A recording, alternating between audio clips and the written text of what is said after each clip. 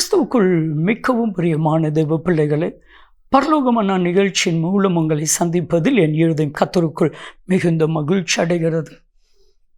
இன்றைய பரலோகமன்னா எப்பொழுதும் மகிழ்ச்சியாக இருங்கள். என் அன்புக்குரியவர்களே, உங்கள் ஒவ்வொருவரையும் பார்த்து சர்வ வல்லமையுள்ள தேவனாகிய கர்த்தர் சொல்லுகிறான், ஏன் கலங்குற, ஏன் கவலைப்படுற, ஏன் துக்கத்தோடு இருக்கிற, நீ எப்பொழுதும் மகிழ்ச்சியாயிரு. நீங்கள் எப்பொழுதும் மகிழ்ச்சியாக இருக்கணும்னா ஒரே ஒரு சின்ன காரியம், கர்த்தரை தேடணும்.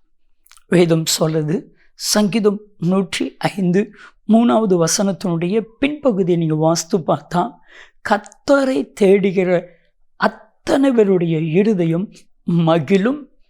நீங்கள் மகிழ்ச்சியாக இருக்கணும் அப்படிங்கிறது தான் ஆண்டவருடைய விருப்பம். அன்பானவர்களே, இன்னைக்கு நம்ம மகிழ்ச்சியாக இருக்கோமா, துக்கத்தோடு இருக்கிறோமா அப்படின்னு கேட்டால், பல சூழ்நிலையில் துக்கத்தோடு கூட இருக்கிறோம். நம்முடைய இருதயம் மகிழ்வது இல்லை, நம்முடைய இருதயம் சஞ்சலப்படுகிறது, நம்முடைய இருதயம் உடைக்கப்படுகிறது, நம்முடைய இருதயம் காயப்படுத்தப்படுகிறது, நம்முடைய இருதயம் நம்மளையும் அறியாமல் கலங்குகிறது, நம்முடைய இருதயம் வேதனையினால் நிரம்புகிறது, நம்முடைய இருதயம் புலம்புகிறது. சில சூழ்நிலைகளில் நம்முடைய இருதயம் சுக்கு நூறாக உடைக்கப்படுகிறது. பிலிப்பியர் 4:4 அப்போஸ்தலனாகிய பவுல் பிலிப்பு திருச்சபைக்கு சொல்லும் பொழுது சொல்கிறார், நீங்கள் எப்பொழுதும் சந்தோஷமாக இருங்க, எப்பொழுதும் மகிழ்ச்சியாக இருங்க என்று மறுபடியும் உங்களுக்கு சொல்லுகிறேன், உங்களுக்கு நினைப்பூட்டுகிறேன்.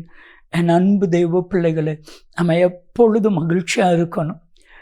எப்பொழுதும் மகிழ்ச்சியாக இருக்கணும்னா, என்ன பிரச்சனை வந்தாலும் கர்த்தரை தேடுங்க, கர்த்தருடைய சமூகத்தில் போய் உங்கள் இருதயத்தை ஊற்றுங்க.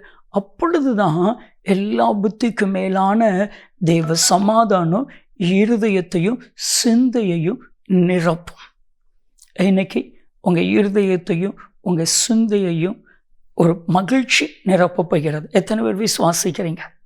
உங்கள் இருதயத்தையும் உங்களுடைய சிந்தையையும் பிலிப்பியர் 4வது அதிகாரம் 6-7 வசனம். ஒன்றுக்கு கவலைப்படாதீங்க, ஆண்டவரை நோக்கி ஆண்டவருடைய சமூகத்தில் துதிங்க, ஆண்டவரை தேடி ஆண்டவரை துதிங்க.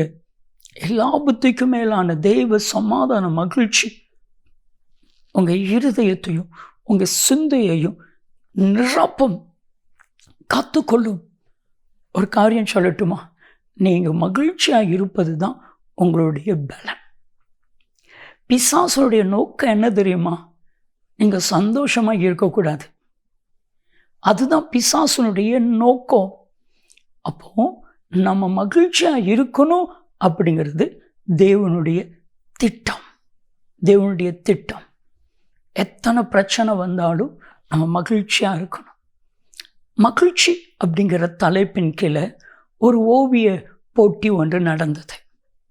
எல்லாரும் கணவன் மனைவி சந்தோஷமாக மகிழ்ச்சியாக இருக்கிற மாதிரி, இயற்கை அழகான சூழ்நிலையில் மகிழ்ச்சியாக இருக்கிற மாதிரி எல்லாம் நிறைய ஓவியங்கள் வரைந்தாங்க. ஆனால் எந்த ஓவியத்திற்கு ஃபஸ்ட்டு ப்ரைஸ் கிடச்சிச்சு தெரியுமா? அலை ஒரு பாறையில் முட்டி மோதுது, காற்று பலமாய் வீசுது, அந்த ஆற்றங்கரையில் இருக்கிற மரங்கள் எல்லாம் இப்படி தண்ணியில் விழுந்து முறிஞ்சு விழுறது போல இருக்குது. அந்த சூழ்நிலைகளை அந்த பறவை ஒன்று அப்படியே கானம் பாடிட்டு இருக்கு. அந்த ஓவியத்துக்கு தான் ஃபஸ்ட்டு ப்ரைஸ். நீங்கள் மகிழ்ச்சியாக இருக்கணும்னு ஆண்டவர் விரும்புகிறான். தெய்வீக மகிழ்ச்சியை கற்றுக் கொடுப்பா. ஜெபிக்கலாமா? அன்பின் தகப்பனே, நம்முடைய பிள்ளைகள் ஒவ்வொருவரும் மகிழ்ச்சியாக இருக்க கர்த்தர் அருள் புரிந்தவர்களும் அப்படி செய்கிறதற்காக உமக்கு நன்றி. இயேசு கிறிஸ்துவின் நாமத்தில் ஜெபிக்கிறோம் சிவன்ல பிதாவே, ஆமென், ஆமென். கர்த்தருக்குள் மகிழ்ச்சியாக இருங்க. நன்மையும் கிருபையும் ஆசீர்வாதங்களும் நிச்சயமாக உங்களை தொடரும்.